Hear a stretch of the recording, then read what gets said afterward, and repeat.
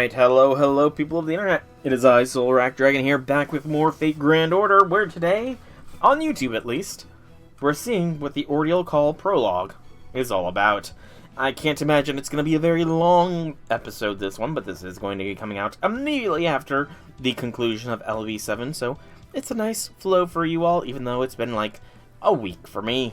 So, without further ado, let's begin the Ordeal call Prologue. I swear though, if there is a video, then this is not going to be going up on YouTube because I do not need to be copyright struck.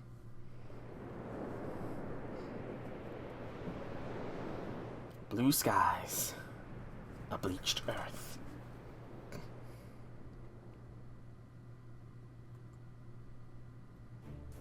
We're approaching the Antarctic Circle. Trismegistus predicts no danger today. That means we can relax and not worry about the enemy interference, at least until we reach Chaldea base. Still, at least remain alert as we prepare for arrival. Can't believe we're going back to Chaldea base. First, there's something I would like to say. Nope. I'm never gonna do that in the intro. This is a separate matter from Chaldeas, which we now know to be the foreign planet. My analysis of test subject E is complete. Would you like to hear my report, Commander Gordolf? Alright, we saw that issue to deal with too. Frankly, I'm well past my limit for crazy revelations, but not hearing you out would certainly not help matters. Very well, give your report. Get on with it then. Then I'll begin with the data I was able to analyze. I can now confirm that the mysterious laboratory our field agents Sol and Mash infiltrated was in fact a research facility that also existed in our world. As many know, there is a facility in Nevada's Area 51 dedicated to clandestine study of UFOs and extraterrestrials. While our field agents were not able to verify the exact equipment used at the facility during the visit, Trismegistus was able to use the data Mash's Orstax recorded to confirm the facility was a 99% match for Area 51. That means test subject E was being kept at a facility from proper human history. That tracks. That place might have been in the middle of a huge singularity, but it was too out of place as a building. Makes sense that the singularity spawned from that operating room. Yeah, I agree. It also ties with our theory as to who the master behind the singularity was. That is, the one who summoned a whole mess of servants. The way I see it, that room was the only part of the singularity that belonged to proper human history. Or at least, it belonged to a celestial body that was as close to human history as possible. I might even go so far as to theorize that the facility itself was located in Chaldeas, Nevada. You think that facility was inside Chaldeas? Then is that why the corridor looked like it was outer space, because we were actually traveling between planets? Well, that's my guess, yes. Displaced magecraft is absolutely a thing. For example, let's say we have two Gordies here, Gordie A and Gordie B. Assuming they have the exact same composition and volume of data, displacement magecraft will let us swap them out instantaneously, no matter how far apart they may be. And the reason for that is, of course, because they're completely indistinguishable to a third party. Only the Gordies being displaced would know they'd been swapped. Heck, in some circumstances, they might even be none the wiser. When something supernatural occurs without having a noticeable impact on the world, that's when you know magecraft has done its job really well. Indeed, that particular kind of magecraft is theoretically possible, but it'll be exceptionally more difficult on a larger target. If memory serves, I believe I heard of old family unaffiliated with the clock tower was studying it. Also, please don't use me as an example from now on. The idea of waking up one day and having an A or B event to my name is the sort of thing that keeps me up at night. You know what? That is a very specific fear, but good on you for having that kind of fear, man. Good on you. Displacement or swapping out. Could that be what bleached the Earth in an instant? I think Chaldea's surface and Earth's surface were swapped out. Ooh. Interesting theoretical there. So if Chaldeas and the Earth were swapped up... I didn't even think of that. So rather than the Earth being attacked and wiped clean, Chaldeas literally swapped places with the Earth. Or at least their surfaces were. Which means that all of humanity is still alive, but they live on Chaldeus now rather than on Earth. Which is kind of messed up. Chaldeus is obviously much smaller than Earth, but since it contains a copy of the Earth's soul, that does essentially make it identical. Since Chaldeus' volume of data and silk composition are the same as Earth, their surfaces could well be swapped regardless of the difference in size. Honestly, I was always more puzzled about by how Earth was bleached than how it looked after the fact. I mean, it's just not possible to instantly destroy the entire civilization on a planet's surface without harming the planet itself. So you're saying that if they were just swapping the planet's surface out for the one that was already bleached, that would be a different story. Right? Which would mean that our world, the original Earth, is still safe and sound on Chaldeus. So if we can restore Chaldeus and Earth's relationship to the way it was, then your future will continue on the path it was meant to. So everything can go back to the way it was, huh? Human history can pick right back up where it left off in 2019 when Earth was wiped clean. Hang on, Chaldeus is supposed to be simulating Earth 100 years from now. And that would mean the lab we saw from 2119, then that, everything about that lab, including the technology, seemed identical to what we'd expect to see in 2019. So you're saying it's too old to be from 2119, right? I found that strange as well. I determined rather quickly that it was on Chaldeus, but it certainly did not look anything cutting-edge technology from 2119. And yet the data we have on Test Subject E clearly showed it died only a few days ago. Since the place it occupied was on Chaldea, that would mean it died in the year 2119. The level of technology in that lab is the same as of 2019. I was for a time concerned that I would not be able to explain this discrepancy. What if they weren't able to update their equipment for some reason? Precisely. Difficult as it may be to believe, because one wonders why something so ridiculous could happen. That is indeed what did happen. Given the gap 100 years, the only sensible explanation is that the equipment could not be updated. Is that even possible? Most likely, this is owed to extenuating circumstances of some kind. For example, they may have had budget or personnel shortfalls. In proper human history, Area 51's secret facility was shut down around 2001, and their research budget was drastically reduced. So the most likely explanation is that the same facility on Chaldeus ran into the same kind of trouble. That's definitely one possibility. Securing an adequate budget is one of the biggest and most important issues facing research efforts. But there's one big difference between the lab on Earth and the one on Chaldeus, Test Subject E. The fact that an alien life form existed in the lab on Chaldeus means Chaldeus' version of Earth must have achieved something proper human history hasn't. In which case, I'd expect there to be plenty of funds made available for this lab in the national budget. Which means there must have been some sort of trouble that not need to detain us at the moment, so let's move on. The corpse you found in the operating room had the same exact biological composition as us. Despite this, Trismegistus II did not recognize that corpse as a human from Earth. No, it's not like it couldn't. Even with the same data values, there was something different about it.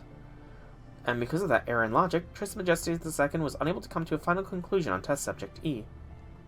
Instead, it just got stuck on the phrase wherein it labeled the subject as a human. So once I set that conclusion aside and focused on analyzing the situation, a great deal of information became clear very quickly. Data point 1. Test Subject E is a human from the version of Earth in Chaldeus. Data point 2. If bleached Earth phenomenon is actually Chaldeus' surface, then Chaldeus humans have all died out. Data point 3. The equipment used in the lab on Chaldeus Earth were antiques, and all the technology developed between 2019 and 2119 is no longer functional. This can be assumed from the remnants of buildings still extant on the bleached Earth. Any machinery that could operate on such a world would have to be at least 100 years old. Simple combustion engines like those used in motorcycles would also likely still function.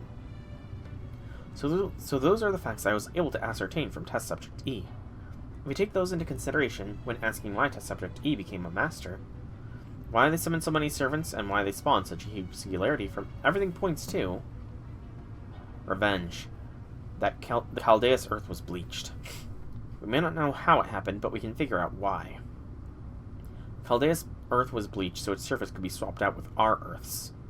Test Subject E knew that. That's why they gave their servants those urges. They wanted to take revenge on proper human history for destroying their world. Test Subject E was aware they were the last member of Chaldeus' humankind.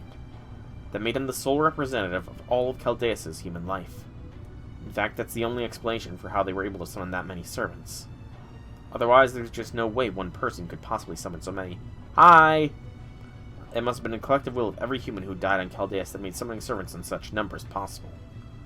That also explains why they had so many command spells. They must have all been added to... They must have been all collected command spells from every human on Earth on Chaldeus with master potential. And that would mean that corpse was... a nameless regular person who found themselves responsible for the future of all of humankind, just like you. ... Wait, hold on just a damn minute. I do feel bad for what happened to Chaldeus' Earth, but there was nothing we could have done about it. We have nothing to feel actually guilty for. More importantly, though, I'd like to get this timeline straight. According to the report I read, when Sol first came to Chaldea in 2017, Chaldeus was already at the point where the future of humankind could not be observed. So is that when Chaldeus was first bleached? No, it wasn't. The light of civilization died out here and there because of Singularity F. But other than that, Chaldeus' surface was the same as Earth's. It was Sheba that said it couldn't preserve human history or observe beyond 2018. We can all vouch for that. And honestly, given what happened with the incineration of humanity and the bleach Earth phenomenon, it makes sense that she would come to that conclusion. So Chaldeus' Earth must have been bleached sometime after the incineration of humanity was resolved. Though that would also mean Chaldeus was deceiving us back in 2019, back when we were undergoing special processing. So Chaldeus was operating normally until the reshift experiment in 2017, where I suppose it had yet to reveal its true villainous nature, which would mean it didn't foresee Solomon's incineration of humanity. In fact, if it hadn't been for that, this plan would have probably been put into action at the end of 2018. It's certainly safe to say that Solomon will go at his machinations threw off Marisbury's schedule. So perhaps, if not for Singularity F, the surfaces of Chaldeus and Earth would have swapped places sooner. Good point. The explosion in the command room definitely wasn't part of Director Marisbury's plan. So what happened afterward is another part of what led to our very strange circumstances. Something must have gone awry when Lev dropped Olga Marie into Chaldeus. That's all the information I can tell you about the test subject E. Fortunately, the analysis has revealed at least 80% of Chaldeus' intended purpose. We now know that it was always meant to swap its Earth, that is, its human history, for ours. And that it was the intention of Chaldeus' creator, former director of Chaldea, Marisbury Animosphere, that this happened. Of course, that leads us to the next problem we need to consider. Why would he do such a thing? Who could possibly benefit from this? I completely agree. Neither I nor Trismegistus II were able to arrive at the answer to this query. Gautier wanted to create an undying life on a planet without death. Krishtari wanted to evolve all of humankind. David said he wanted to destroy Chaldeus to salvage humankind's reputation, even if it meant destroying Earth along with it. I may not agree with their reasons for doing what they did, but I can still understand them. But bleaching all of Earth, that I cannot understand. I cannot see what the ultimate goal could be. Maybe he was just fed up with humanity and wanted to cleanse Earth by getting rid of it. No, Marisbury wasn't that kind of person. He wasn't a nihilist or even a pessimist. He was a good mage who loved seeing humans prosper and wanted to push our collective knowledge even further. I bet if he wasn't a genuinely good guy, King Solomon would have never answered his summons during the Fuyuki Holy Grail War. So it's safe to say Marisbury was definitely a good mage. The problem is, there are quite a few shades of good. Whatever Marisbury's goal was, it must have been something extreme enough that we'd never even think of it like David. Yeah, maybe you're right. I mean, we are talking about a Clock Tower Lord here. There's no telling how much his vision was of prospering might have differed from ours. Yeah, so right now, all we've figured out is Chaldeus' current condition and the fact that Earth is safe.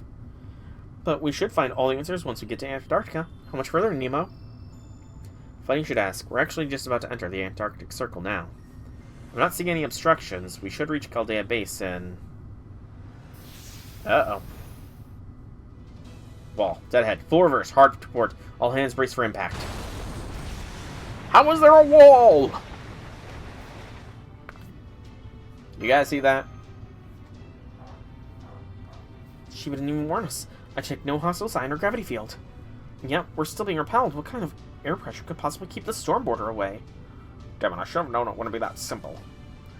Is it the foreign god? No, is it Chaldeus itself? What's going on, technical advisor? I don't know. There's nothing unusual going on in Antarctica at all. This barrier sprung up all on its own. No, it didn't. Everyone, I think this is the Wall of Humanity. A Wall of Humanity? A Wall of Humanity? What? I recognize this defense. It's the same force that powers Sir Galahad's noble phantasm, Lord Camelot. That means the preservation of humanity itself is protecting the Antarctic? I'm sorry, what? The preservation of humanity itself is protecting the Antarctic. Done a lap around the Antarctic, and that wall surrounds the entire region. We can't get past it with the Storm Border's dimension-piercing drill or the Shadow Border's zero sail. I don't know why, but all our attempts are being repelled. Nothing works. I've never seen a wall like this before. Because it's entirely formless, we have no way to break through. Every special navigational technique we try fails.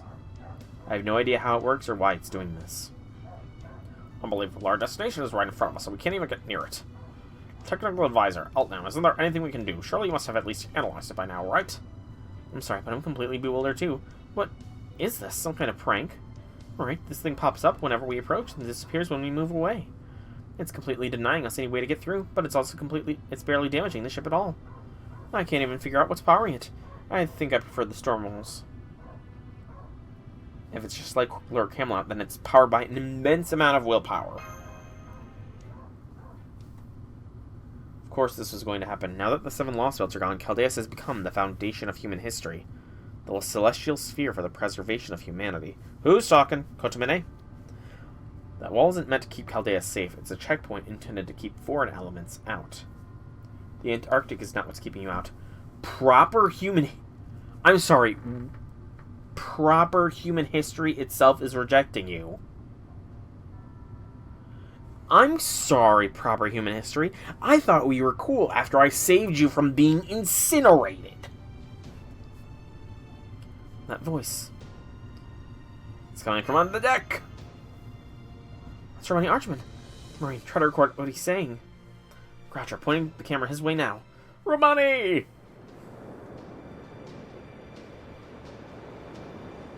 Romani!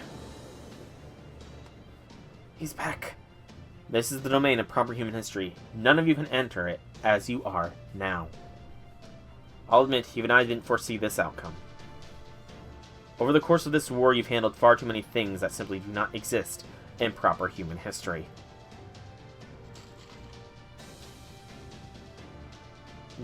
I honestly don't know what he means. Oh. Rulers, alter egos, avengers, all manner of servants that don't belong to the 7 classes. Now, after you've spent so much time abusing these classes which should not exist, proper human history... What? Rulers totally exist in proper human history. Avengers, maybe not. Alter egos, maybe not. But I'm not burning my servants. Until you correct this imbalance, you'll never be able to set foot near Chaldeus. You cannot take these things... No, that's not right. You cannot take those servants with you into the time beyond 2019. Not with your current understanding. Okay, I was about to say, if you're saying I have to burn all my extra class servants, then I guess I would not be progressing the game ever again, as far as the main story goes. The current understanding. Soul, the gears within you no longer mesh. Why do these classes exist when, by rights, they shouldn't? What place do these weapons have in human history? Once you understand and accept the answers to those questions, you will be foreign elements, no longer. Turn your ship around, Novum Chaldea. What is that symbol on... What is that symbol on his chest? Hang on.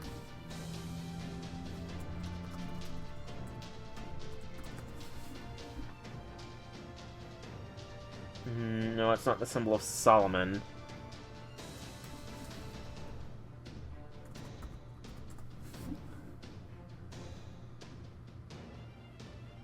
But it's specific. It's definitely a symbol of some sort.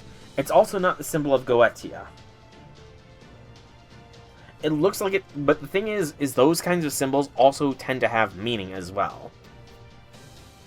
That is a very specific part of his design. I mean, the color palette is different than the rest. There is something to that symbol, I do not know what.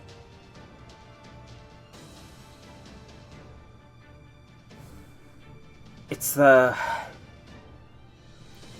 I'm pretty sure that's a Greek symbol for Omega. So Omega makes up part of it. Show me Alpha.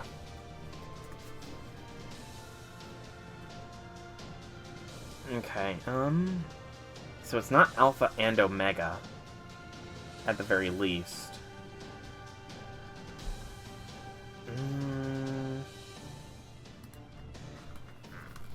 There's some... I feel like that symbol means something. There are places where you can correct the imbalances and atone for the sins you unknowingly committed. That is the duty you must fulfill now. Your Ordeal call. So we have to undo the imbalances we committed. Once you've settled 3 imbalances, then the Celestial Sphere will see the light of day. 4, no 3. Okay, is he correcting because Ruler is not a true class that does not belong in proper human history? Well, let's assume 4. He listed off Rulers, Avengers, Alter Egos. That's 3. But there's still... So, Foreigner. So, ignoring... So, Ruler is being ignored for Foreigner. So, it's Alter Ego, Avenger, and Foreigner are the 3 imbalances. You're sure to face partings as you walk this path. Be certain you're prepared for this.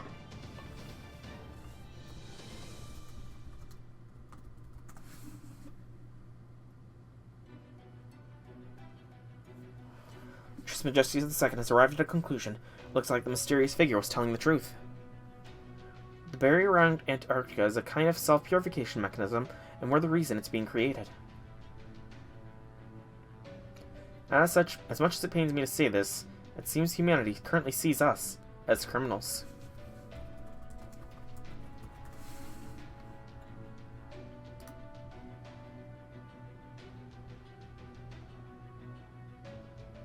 It might have been Psi?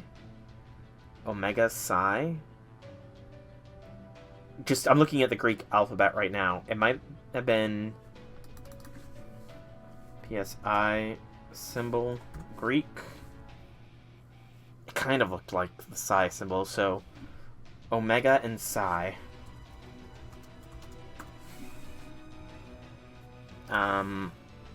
Meaning.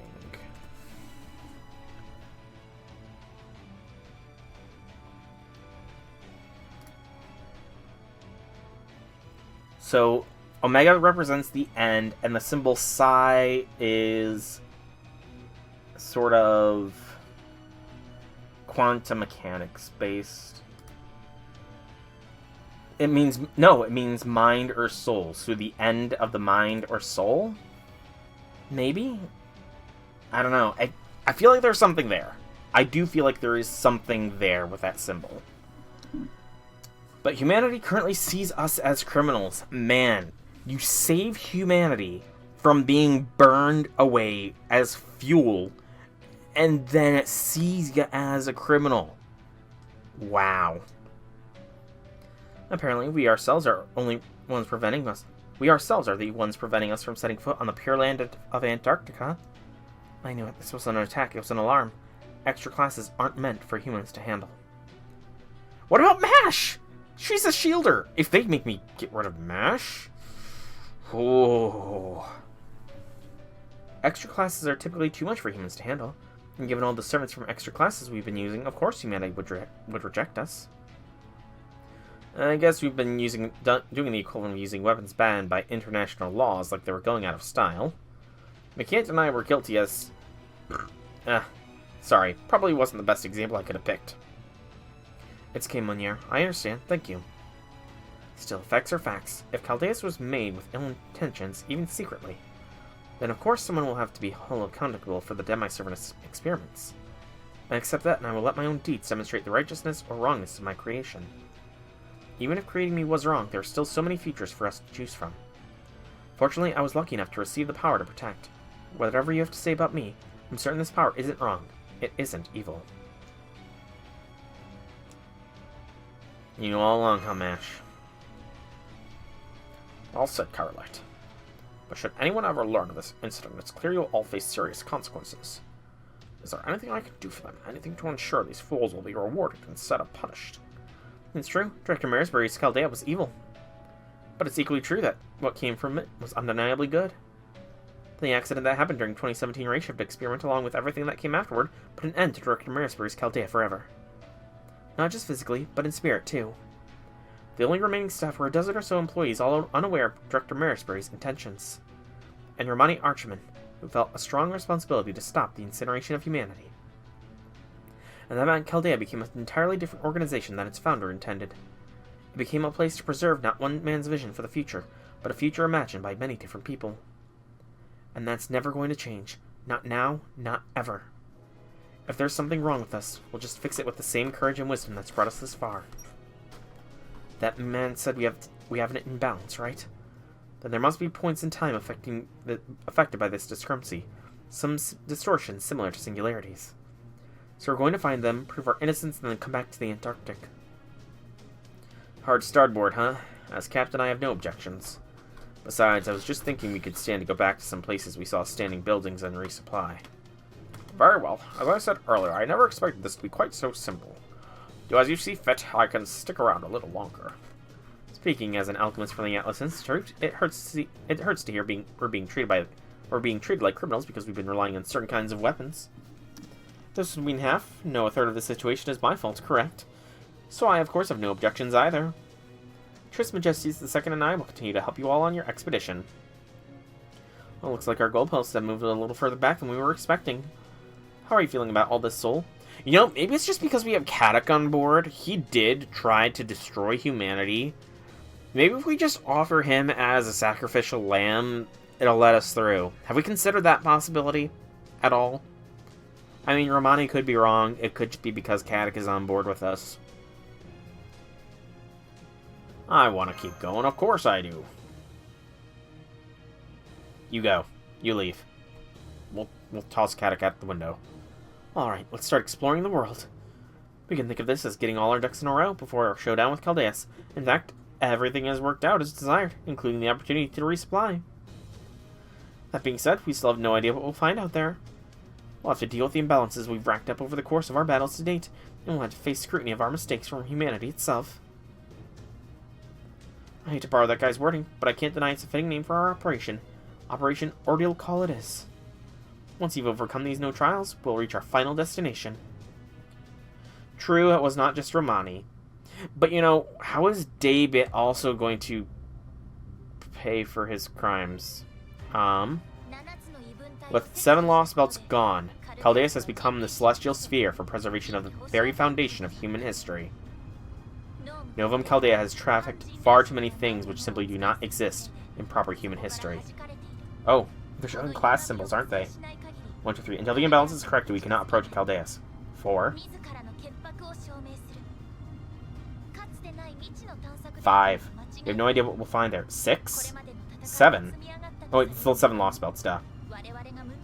Must face scrutiny from humanity itself for our mistakes. I was thinking it was vestiges. And Aetherite, the class we encounter could never existed. Divine Comedy. Trump, Final Destination. Woman. Ronnie? Ronnie? Flames. Wish. Paper Moon. The Count. Dubai. Family. Crime and Punishment. Tokyo. Holy Grail War. Avarice. Hatred and Loathing. I'm completely ignoring what Da Vinci is saying and the other things because I'm trying to read the various words. This operation, Ordeal Call. Overcoming those trials will be our goal. It'll be okay if we cause this problem. We'll just do what we always do. And solve it with our wits and courage. Okay, I'm gonna have to rewatch that bit there just to see all. I was more focusing on the words that were popping up randomly than anything else. So, back to my room. Materials, story, main record, Ordeal Call opening. Okay. This, again, it might be copyright struck, because of this. With 7 Lostbelts gone, Chaldeus has become celestial sphere, the very foundation of human history. Chaldea has trafficked too many things that simply do not exist in proper human history. Good point. Good point. Paramount, we improve our innocence. We have no idea what we'll find out there. We must also face the distortions that have accumulated in the course of our battles, and must face scrutiny from humanity itself for our mistakes. Classes we encounter that should never have existed. Ruler, Avenger, and Alter Ego. Who is that? The matter is still to be settled. One an arbiter of discipline and order. A pilgrim who acknowledges our false sins. Don't know who that is. One an eternal avenger. A flame of hatred and love that burns for all eternity. And who is that? That looks like an Ellie. One a personality disconnected from the world itself, a counterpoint to our inner world. There was some dialogue there too. It went too fast. I couldn't see it in the flashing. I'm gonna have to slow that bit down to really take it in. Oh, you can pause this. Okay.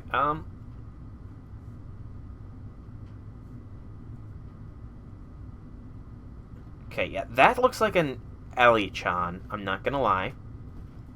Tokyo Crime and Punishment. I wonder if there's any significance to each of these parts as well. Let me turn it back just a little bit. So, so, I'm guessing these 3 images are like the bosses of each of these things.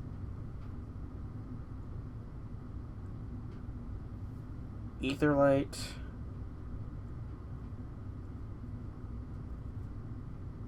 I skipped a little bit. Divine Comedy. Trumpet. Final Destination. So, Divine Comedy is a religious text. Divine Comedy is a religious text. Final Destination and Trumpet makes me think Book of Revelations. So possibly ruler connotations this person has. This person might be connected to the ruler bit, just because Divine Comedy, the Final Destination, the trumpet, that plays at the end, or the trumpets of the apocalypse, that kind of stuff. Is there any other dialogue that appeared, or any other words that appear during this? Can't say I recognize this figure, though. Woman of the Storm. Woman of the Storm. Woman of the Storm. I'm gonna do a quick Google search on that. See if that gets anything. History. No. Doesn't give me anything. So yeah, Woman of the Storm doesn't mean anything. Historical context. So that is something related to fate. We haven't gotten to that point yet, but Woman of the Storm must be something related to fate. I'm not really sure what it might be related to. Ronnie. Yes, Ronnie is from Extra. Ronnie, I don't remember if she's a homunculus. She's an Atlas Institute mage who is involved in the Moon Cell Holy Grail War. But, King of Storms, true. Good point, good point. So, all this might have something part to play during the ruler. Flames. Now we're going in... Now, with Flames coming out so prominently, I'd say that this next part is going to talk about the Avenger one. So, whoever this is to deal with the Avenger. Wish. Paper Moon. Okay, so Paper Moon is what we use to do the Zero sale, I believe it was. The Count. Dubai. So, the Count. There was also the mention of... I'm going to unmute. There was also the mention of the Count being one of the disciples of the foreign god. There were 7 disciples total. That's right, there were 7 disciples total of the foreign god. Olga Marie was one. Muramasa, Rasputin, Holmes, and Moriarty were also all.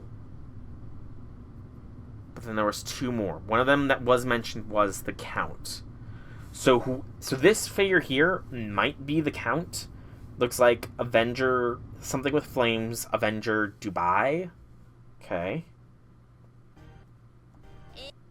Oh, something else is coming up down there in the bottom left corner. I'm turning off the volume again. I do not want to get copyright struck for this analysis. Family. Oh yeah, Doman. The Count is the only missing one. So family. So something with the Avenger has to deal with family then? Weird.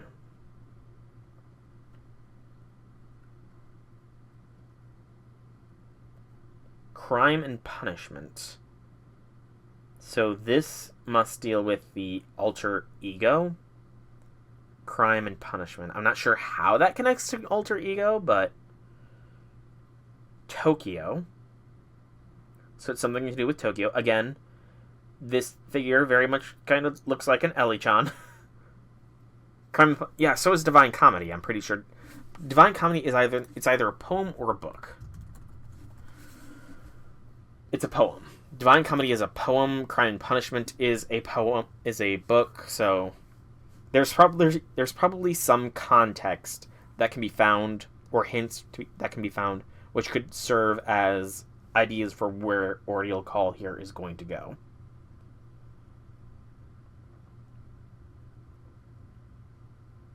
It's interesting that not many words are popping up during this section.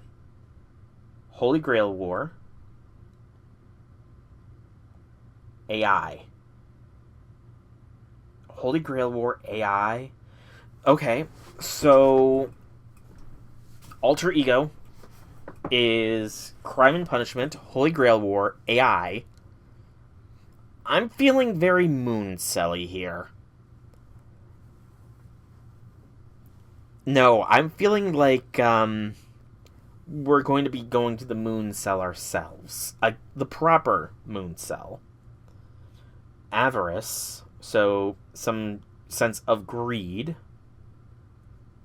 Hatred and loathing. Hatred and loathing feels more of a Avenger kind of thing, but maybe not. Maybe not. And are those horns?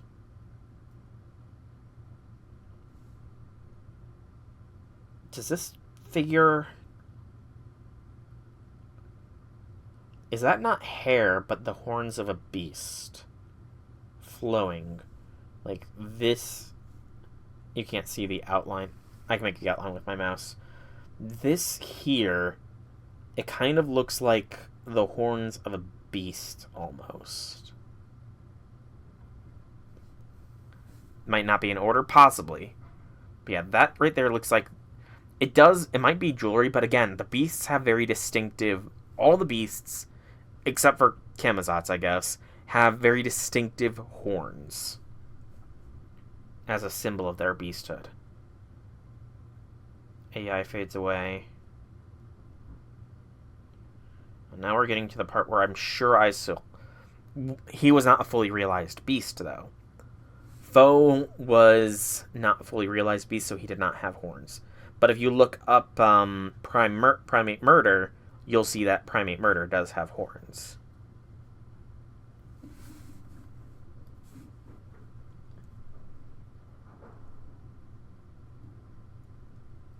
There's something there. It's going by so fast, though. It's like on the screen for a fraction of a second. I'd have to slow this down, like, with a proper video player to see.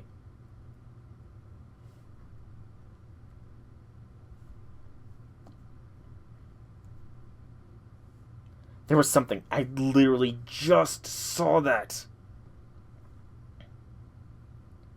I'm pretty sure I saw a figure there.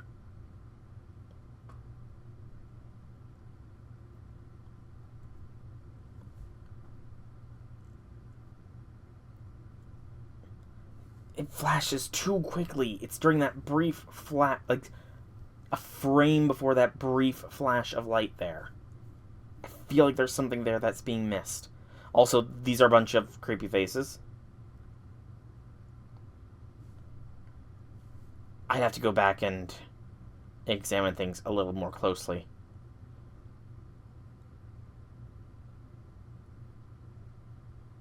Like, slow down the video feed drastically. I'm seeing it, but it's just going by too fast. Okay, I think that's enough of that bit of examination. There was nothing else really here. But, Ordeal Call is definitely something, and, it said coming in 2025, so we'll see exactly when in 2025 it will come. But that is the future. For the present, I have been Solarak Dragon. I hope you've all enjoyed this stream. If you have, leave me some feedback in whichever way you so see fit. If you want to check out more by me, be sure to check out my channel here on Twitch or YouTube. Same name, same games. There's plenty of content for all to enjoy. Once again, thank you all so much for coming out. I hope you enjoyed. Have a fantastic evening, everybody.